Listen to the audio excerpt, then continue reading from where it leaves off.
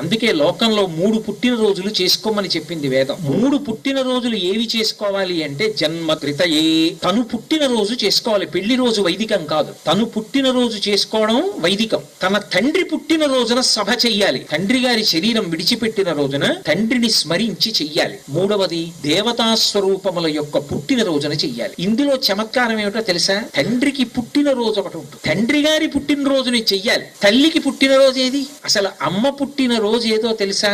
ఎంతమంది బిడ్డల్ని ఆవిడ కందో అంతమంది పుట్టినరోజులు అమ్మ పుట్టినరోజులు. ఎందుకనో తెలుసా? శాస్త్రం అలా ఎందుకు చెప్పిందో తెలుసా?